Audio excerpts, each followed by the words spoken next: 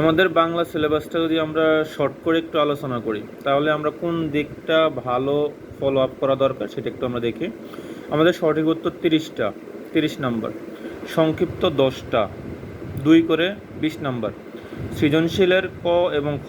ক মুখস্থ, এটা শর্ট কোশ্চেনের মতো একটা শব্দ বা একটা লাইনও হতে পারে, এবং খ অল্প একটু ব্যাখ্যা লিখলে মানে হলো জ্ঞানমূলক প্লাস অনুধাবন, দুইটা মিলে যা লিখি সেটা হলো আমাদের খ। কতে 1 নাম্বার, খতে 2 নাম্বার, যেটা মুখস্থের উপর ভিত্তি করে আর কি। সঠিক উত্তর মুখস্থের উপর ভিত্তি করে, সংক্ষিপ্ত মুখস্থের উপর ভিত্তি করে।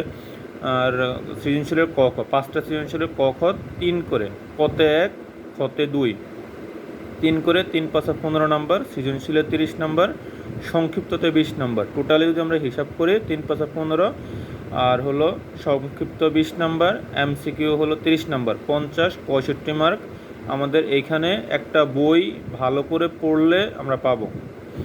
সুতরাং এটাকে গুরুত্ব দেওয়া উচিত, এবং যদি আমরা এই সংক্ষিপ্ত, সঠিক উত্তর এবং ক খ এর জন্য বইটা ভালো করে পড়ি, যেভাবে আমরা বলছি সেভাবে যদি পড়ি, তাহলে অবশ্যই সৃজনশীলের গ ঘ ভালো করা যাবে। 5টা সৃজনশীলের গতে 3, ঘতে 4, 7 করে 5 7 35 মার্ক। যদি আমরা বইটা ভালো করে পড়ি, বইয়ের তথ্য সবগুলো আমাদের ব্রেনে থাকে, আমরা আত্মস্থ করি, তাহলে অবশ্যই সৃজনশীল সুন্দর করে লেখা যাবে। সুতরাং আমাদের বইটাকে গুরুত্ব দিতে হবে, এবং সৃজনশীল প্র্যাকটিসের জন্য আমরা গাইডটাকে ফলো করতে পারি। গাইড নির্ভর না হয়ে বই নির্ভর হওয়া সবচেয়ে বেটার।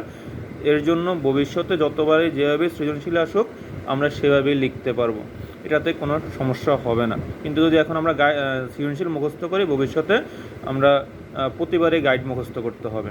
ধন্যবাদ।